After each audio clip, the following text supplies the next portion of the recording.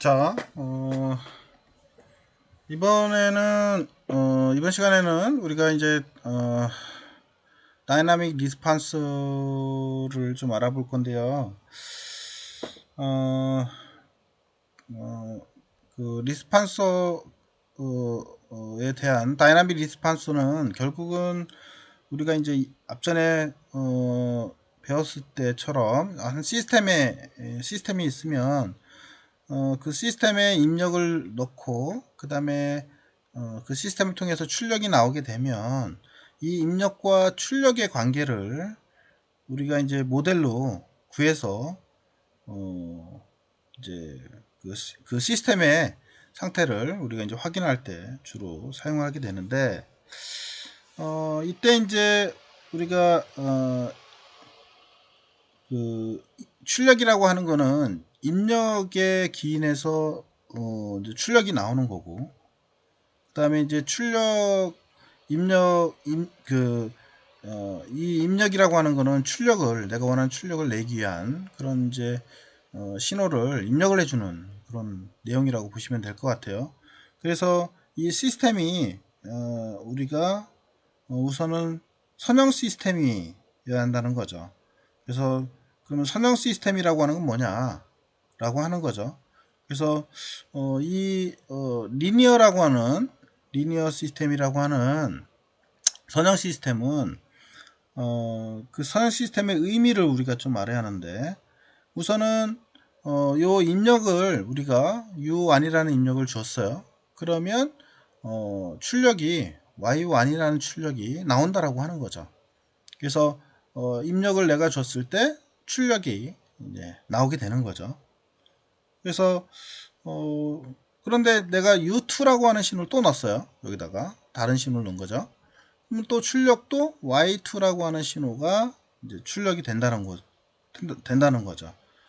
그래서 내가 이렇게 두 가지를 가정을 했을 때, 두 가지 신호를 입력을 해서 출력이 나왔을 때, 요 선형이라는 조건은 결국은 이 두 가지를 기본으로 해서 같이 신호를 넣었을 때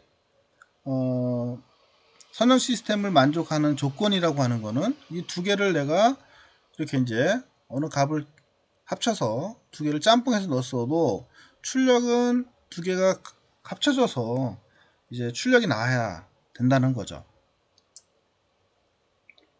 그게 이제 선형 시스템이 된 조건이라고 보시면 될 것 같고요. 그래서 선형 시스템을 만족하기 위해서는 짬뽕해서 이렇게 넣어도 출력도 짬뽕해서 나와야 한다는 거죠. 두 가지 신호가 같이. 이게 이제 선형 시스템이 되기 위한 조건이라고 보시면 될 것 같아요. 그래서 주로 이제 선형 시스템의 예를 들자라고 한다면 우리가 이제 자판기, 이 커피 자판기 같은 거를 가지고 우리가 이야기를 하게 되는데, 우리가 커피 자판기에다가 100원짜리를 넣어서 커피를 이제 뽑아요, 한 잔을. 그러면 500원을 넣었을 때는 얘가 5잔이 커피가 나오게 되겠죠. 그 다음에 이제 내가 100원짜리 하나 넣고 500원짜리를 또 넣었어요.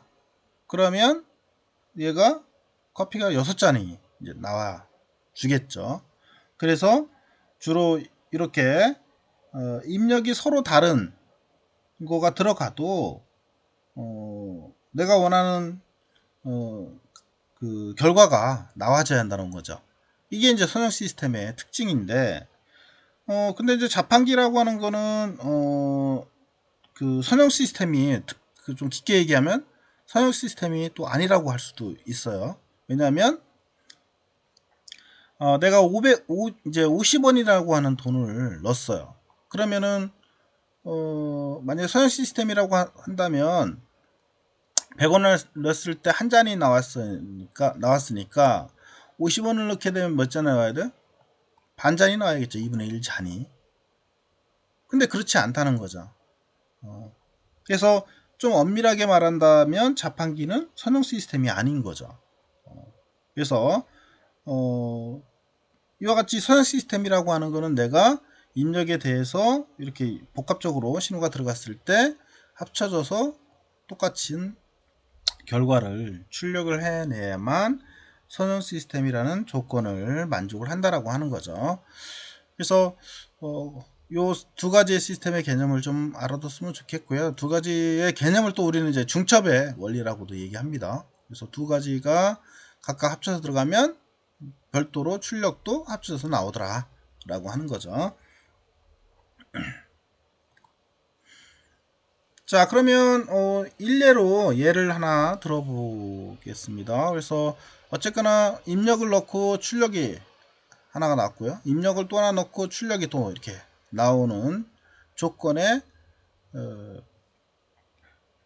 시스템이 선형 시스템이다 라고 하는 거고요. 리니어 시스템. 거기에 우리가 이렇게 미분방정식 미분방정식의 이런 시스템이라고 보면, 그러면 이 시스템이 선형이냐 아니냐라고 하는 거죠. 이게 이제 미분 형태로 취한 거예요. 앞에 위에 점은 미분을 의미를 하고요.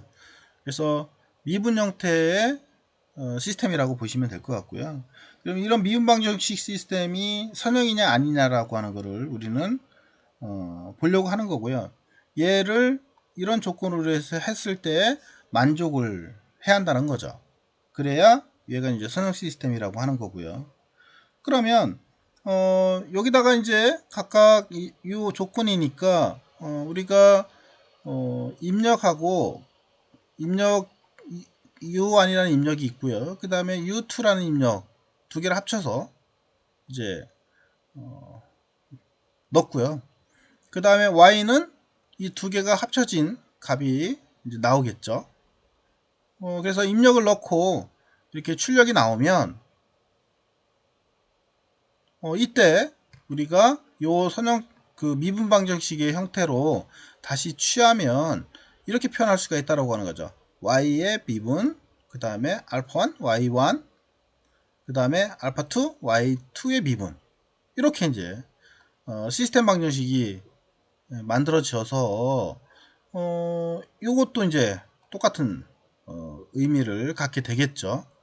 그러면 이와 같은 거를 결과가 이와 같은 결과가 만족하는 게 선형 시스템이니까 여기다가 요 형태를 그대로 대입을 해서 정리를 해보자라고 하는 거죠. 그래서 요 형태를 여기다가 이제 대입을 한 거예요. 그래서 대입했더니 요거 그다음에 k y 앞에 y는 미분을 취했고요.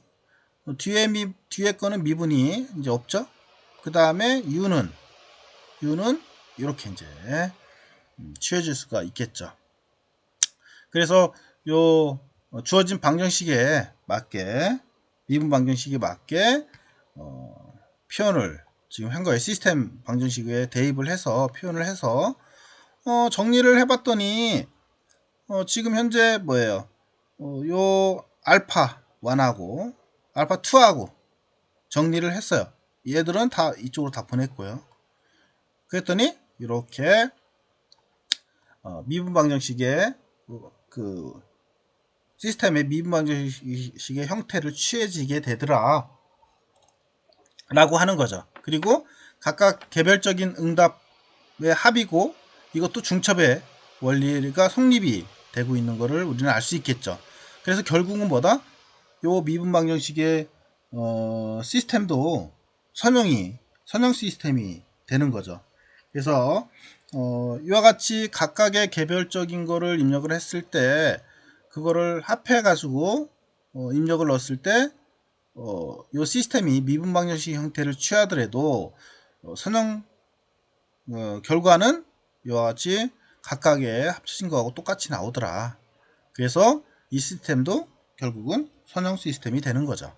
그래서 이 선형 시스템에 대한 의미를 좀 알아뒀으면 좋겠고요.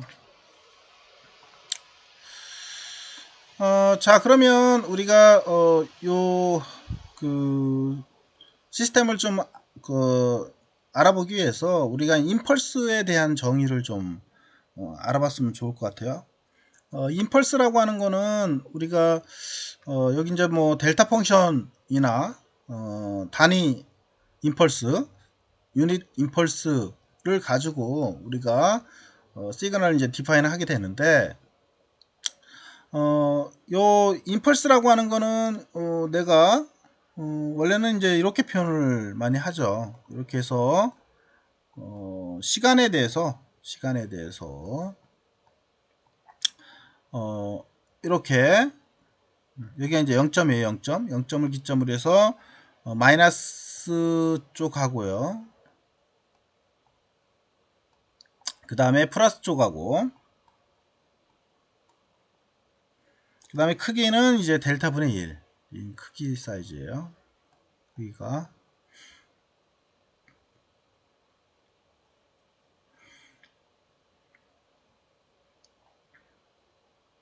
그래서 여기 이제 t0를 기점으로, t가 0일 때는 아주 큰 값을 갖는다는 거죠. 그리고 임펄스라고 하는 게, 그 다음에 t가 0에서부터 멀어지게 되면 아주 작아지는 값이 이제 존재하게 되고요. 그래서 얘를 내가 이제 인테그랄을 취하게 되면 임펄스라고 하는 거는 아주 요 미수한 부분을 내가 이렇게 적분을 취하게 되면, 무한대에서부터 무한대까지 적분을 취하게 되면, 이제 임펄스의 이제 아주 미세한 부분이니까 델타로 표현했습니다. 이 부분을 우리가 이렇게 미분을 하게 되면 결국은 1이 되더라 라고 하는 거예요. 그래서 인테그랄로 취했을 때는 그 값이 1인 형태가 우리가 이제 임펄스라고 이렇게 정의를 하고 있습니다. 그래서 우리가 임펄스를 표현할 때는 이렇게 화살표로 표시를 하고요. 그 다음에 이렇게 0을 기점으로 해서 값을 갖는 걸로 표현하게 됩니다. 그리고 이렇게 적분을 취하게 되게 되면 1이라는 값을 갖게 되더라 라고 하는 거죠. 그래서 항상 요거는 이제 아주 짧은 시간 구간에 우리가 그 부분을 보는 거기 때문에 우리가 델타라고 하는 걸 표현을 해서 하게 되고요. 항상 0을 기점으로 해서 0에서 근사하게 어떤 부분에 얼마만큼의 힘이 존재하는지를 보려고 정의를 하는 거니까 참고로 알아놨으면 좋겠고요. 어쨌거나 이 델타가 가장 작아지는 형태를 취해서 우리가 해석을 하면 되고요. 자, 그러면 이제 요 그 임펄스에 대한 특징이 있다라고 하는 거죠. 특징이 우선은 아까 얘기했던 것처럼 임펄스라고 하는 거는 내가 적분을 하게 되면 마이너스 무한대에서부터 무한대까지 적분을 하게 되면 결국은 1이 되더라. 1이. 그리고 나머지 0이 아닌 부분에서는 이제 여기가 0이면 여기가 0이죠. 0이면 그 부분에서는 1이라는 값이 존재하고 t가 0이 아닌 부분, 밑에든 위에든 간에 이 부분에서는 항상 0이더라 라고 하는 특징을 갖는다라고 하는 거죠. 임펄스라고 하는 거는 0. 주로 이제 이런 특징을 가지고 있고요. 그래서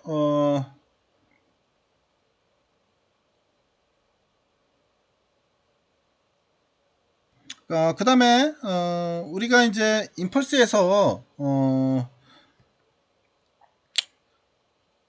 그 임의에 우리가 이렇게 이제 하나의 t에 대한 함수가 있으면 거기다가 임펄스를 취해서 적분을 수행을 했다라고 보면 무한대에서부터 이제 무한대까지 취한 겁니다. 그러면 이거는 결국은 뭐예요? 임펄스라고 하는 건 0을 기점으로 우리가 확인하는 거니까 요 부분을 아주 근사한, 아주 가까운 부분이라고 치고 범위를 무한대에서부터 무한대까지 볼 필요가 없는 거죠. 어디서요? 거의 0에 근접해 있는 0의 마이너스 쪽이나 혹은 0의 플러스 쪽이나 아주 0에 근사해져 있는 아주 가까운 부분만 우리가 적분을 해보면 된다라고 하는 거죠. 그래서 이와 같이 x에다 0을 넣고 그래서 거의 0에 근사한 위치만 우리가 적분을 취하면 된다라고 하는 거죠. 그러면 결국은 요 함수라고 하는 거는 추가된 함수는 0을 기점으로 해서 표현을 하면 된다는 거죠. 뒤에 있는 값은 뭐다? 앞전에 위에서 본 것처럼 1이니까 얘는 임펄스를 적분한 거는 1이니까 결국은 x에 0만 우리가 0으로 표현하더라. 0으로 표현할 수 있더라. 이렇게 이제 본 거고요. 자, 그러면, 요거는 이제, 이미 이제 한 구간을 우리가, 보려고 한 거고요. 그러면은, 밑에, 이 조건은 그럼 뭐냐? 이 조건은, 여기 t-t0를, 넣습니다. 이 위에 식에다가. 이게 이제 뭘 의미하느냐?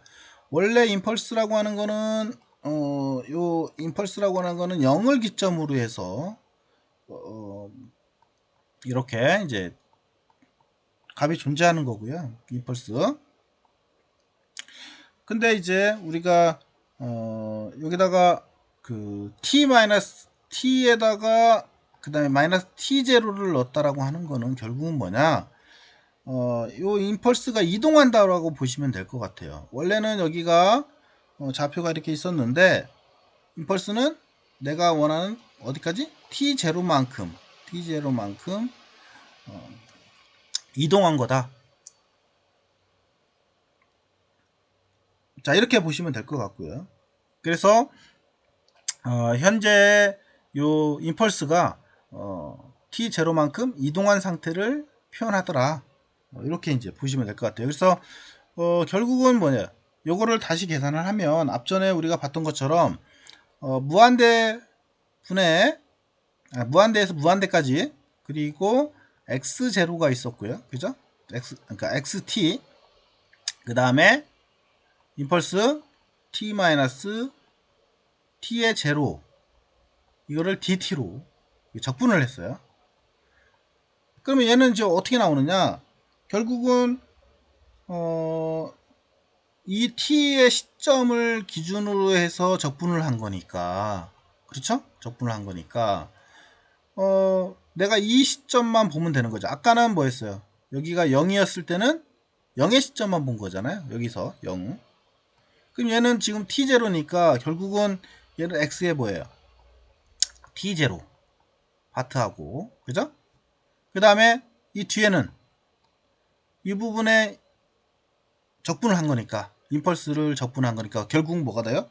여기는 이 적분한 거는 1이 되는 거죠. 1이 그죠? 1이 그래서 결국은 뭐다? 얘는 x의 t0의 값으로 계산하면 되겠다 라고 하는 거죠. 그래서 바로 우리가 임펄스라고 하는 특징은 얘가 이렇게 적분을 취하면 1이 되고 t가 0이 아닌 시점에서는 임펄스는 0이다 라고 하는 거를 우리가 알 수가 있고 그 다음에 임펄스에다가 어느 t에 관한 함수를 곱해서 적분을 하게 되면 결국은 x에 0을 놓은 거하고 똑같더라 라고 하는 거고요. 그 다음에 만약에 t-t0 내가 임펄스가 t0만큼 이동해 있는 상태로 해서 계산을 하게 되면 결국은 x의 t0로 계산하면 되겠다 라고 하는 거죠. 그래서 요거는 좀 잘 알아놨으면 좋겠고요. 뒤에 있는 나머지 요거는 사실 몰라도 상관은 없습니다. 얘는 좀 어려운 내용 중에 하나긴 한데 그냥 요거는 이제 참고로만 좀 알아놨으면 좋겠고요. 얘가 의미하는 거는 뭐냐면은 무한대에서 무한대까지 아주 무수히 많은 임펄스가 합쳐져서 이제 표현한다라고 이렇게 이제 우리가 그러니까 이야기를 하는데 뒤에 정의를 좀 해놨습니다. 요와처럼 이렇게 이제 아주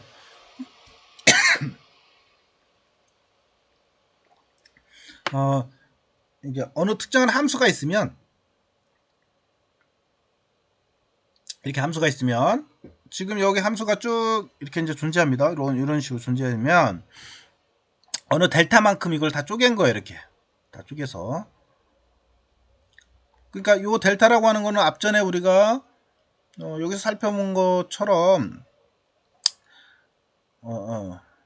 요 앞에서 살펴본 것처럼 이 부분이라고 보시면 돼요. 여기 요거 하나가. 근데 이건 좀 크게 표현해서 이제 보여주는 거니까 어쨌거나 이거를 하나하나 다 이렇게 쪼개져 있다라고 보시면 돼요. 그래서 그거를 다 서메이션을 해서 본 거라고 보시면 될 것 같고요. 그래서 서메이션을 했죠.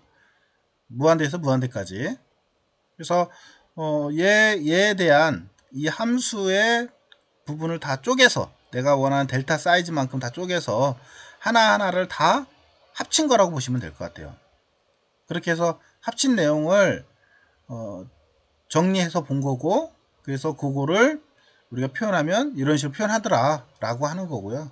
이거는 뭐 큰 의미는 없으니까 임펄스 결국은 뭐냐면 시스템에서 임펄스가 있으면 요 각각의 임펄스들을 다 합쳐서 표현할 수 있다라고 하는 거를 보여준 거예요. 그래서 요게 이제 각각의 하나의 임펄스라고 보시면 돼요. 지금 크게 보이지만 델타로 표현해서 크게 보이지만 하나의 임펄스들을 쭉 이렇게 나열해서 합치면 뭐가 나온다? 하나의 신호가 이렇게 이제 신호가 나오게 되는 거죠. 그래서 하나의 신호를 만들게 되는 형태를 보여주고 있는 거니까 이거는 이제 하나의 임펄스의 특징 중에 하나를 설명하려고 넣어놓은 거니까 이거 참고로만 알아두시고요.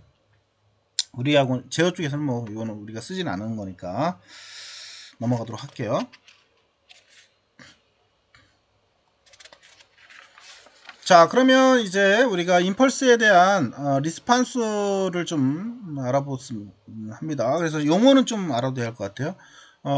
임펄스 리스판스, 그 다음에 타임 인베리언트, 이 두 가지 용어는 좀 알아놔야 할 것 같은데요. 상당히 중요한 의미를 갖고요.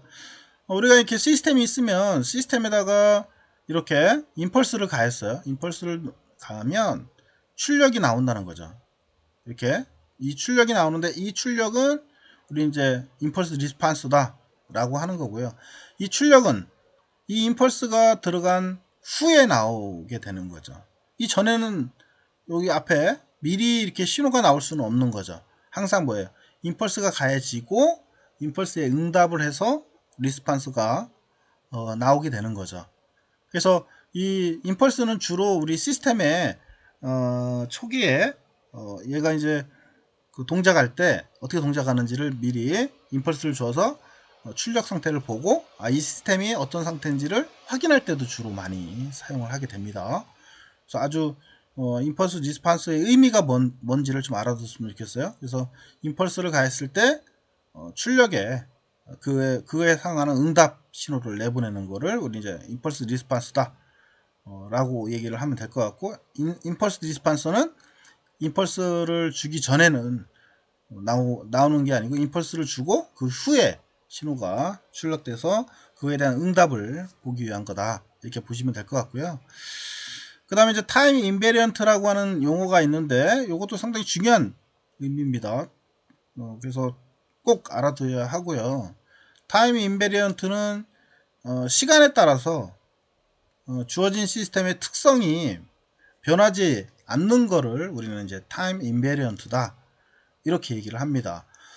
다시 신호로 보여주면 아까 얘기했던 것처럼 이렇게 임펄스 리스판서는 내가 임펄스를 줬을 때 출력이 이렇게 이제 응답을 하게 돼요. 그래서 임펄스를 가하면 시스템에 출력이 이제 임펄스 리스판스가 나오게 되는데 아까 얘기했던 것처럼 내가 요 임펄스를 t0만큼 지연 후에 시간 후에 t0 시간 후에 입력을 가했어요. 그러면 이 시스템이 그 시간 후에 t0부터 응답을 하더라 라고 하는 거예요. 그래서 시간에 따라서 주어진 시스템의 특성이 변하지는 않는다 라고 하는 의미가 바로 이거예요.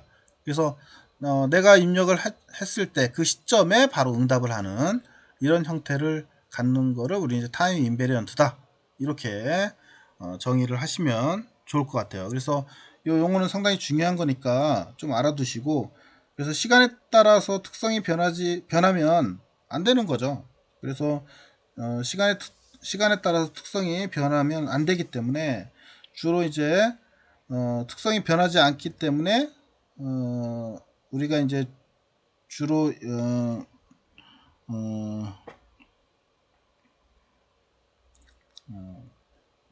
입력에 대해서 출력의 신호가 이렇게 응답을 해서 바로 나올 수가 있다. 그래서 어느 시간 후에 임펄스를 가야더라도 그 시간 후에 항상 응답을 하는 이런 시스템을 우리 이제 타임 인베리언트다 이렇게 이제 정의를 하시면 될 것 같아요. 그래서 임펄스 리스판스 그 다음에 타임 인베리언트 이 두 가지 용어는 좀 알아뒀으면 좋겠습니다.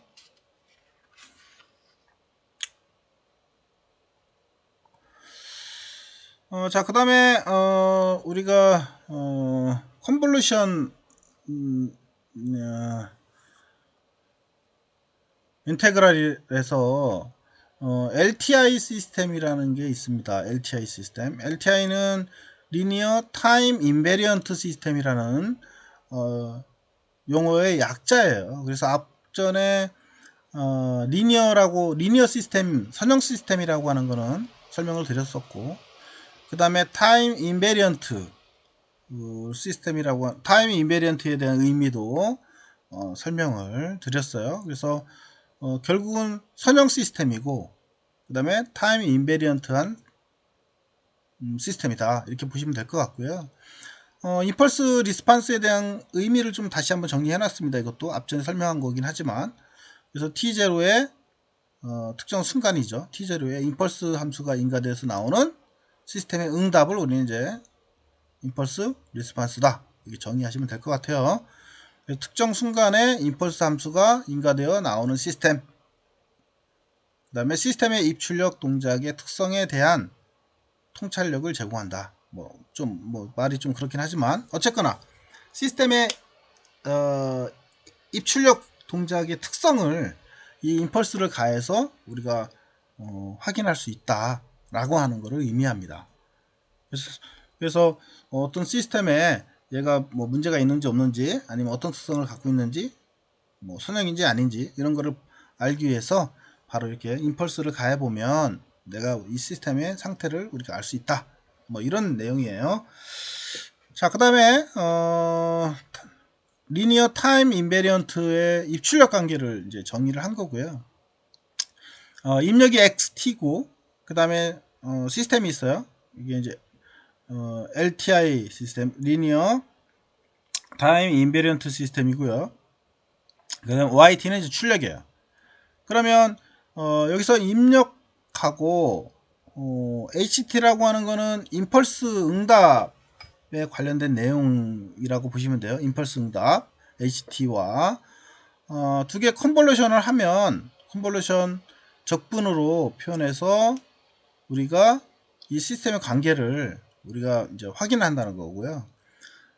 주로 이 시스템의 관계는 두 가지가 있어요. 물론 이제 두 가지가 아니고 다른 분야까지 가게 되면 뭐 한 세 개 이상 가게 되는데, 우리는 현재는 자동 제어 쪽에서는 연속 시스템에 관련되어 있는 부분만 사실은 보면 됩니다. 근데 주로 이제 우리가 연속 시스템하고 그 다음에 이산 시스템 두 가지를 가지고 우리가 이제 뭐 확인하게 되는데, 사실 이산 시스템도 우리는 현재는 뭐 사용하지는 않습니다. 자동차 쪽에서는 주로 이제 연속 시스템을 가지고 많이 해석을 하니까, 어쨌거나 연속 시스템의 이 입출력의 관계는 입력과 그 다음에 임펄스 응답 리스판스, 임펄스 리스판스하고의 컨볼루션 적분을 통해서 표현을 하게 되더라 라고 하는 거예요.